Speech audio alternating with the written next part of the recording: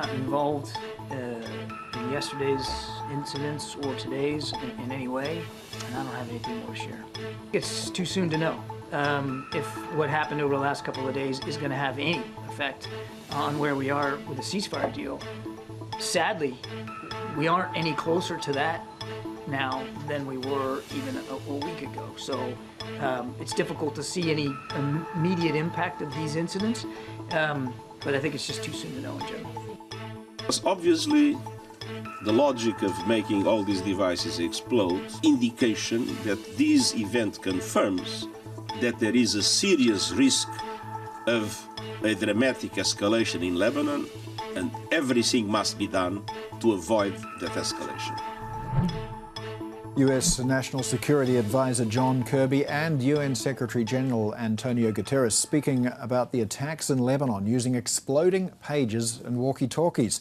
Well, the trail of exploding pages has been traced back to a post box in Budapest, as well as a Taiwanese company that licensed production of the devices.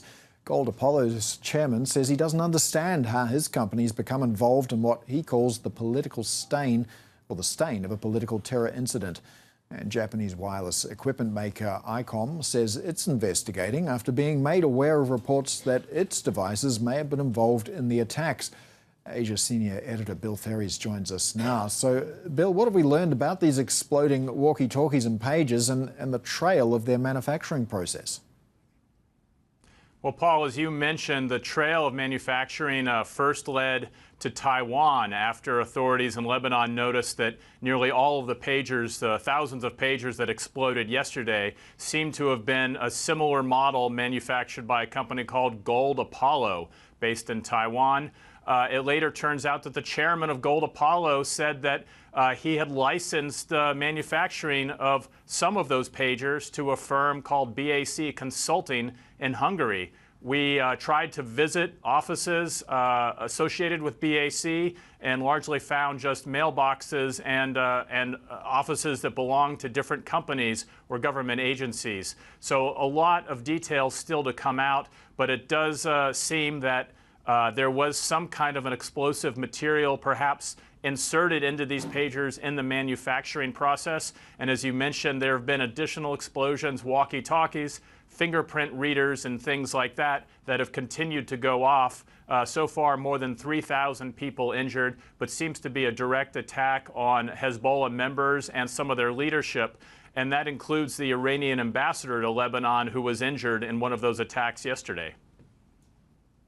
So what are experts saying about how explosives got into these devices? Well, there was a lot of speculation early on whether it was, some kind of a electronic bug that caused the batteries to overheat and burst into flames. But it does seem like the consensus is centering around early in the manufacturing stage, very small amounts. We're talking about 1 gram, a couple grams of explosive material put inside of these during the original manufacturing and set to explode upon receiving a specific message. That message came through at about 3:30 p.m. In Lebanon time and seemed to trigger all of these pagers almost simultaneously, largely in southern Beirut. So what's next for this conflict? Because Israel's talking about seeing a new phase in this war. Yeah, Israel's making clear that they do see the shift of the war moving north. They've said that they would like the 70,000 Israeli citizens and residents who have had to leave the northern territory, northern part of the country that borders Lebanon. They'd like to see those people able to return. That cannot happen until there's less de-escalation in the violence between Hezbollah and Israel. Those two sides have been firing at each other almost on a daily basis since Hamas's attack on Israel October 7th last year. So Israel clearly trying to shift more focus, more troops, and more attention towards that northern area. The big question is whether this pager attack, if it was indeed done by Israel, whether that is just a shot across the bow of Hezbollah, or whether whether Hezbollah's response and Israel's further actions mean a much bigger escalation of a conflict that's been going on for almost 1 year.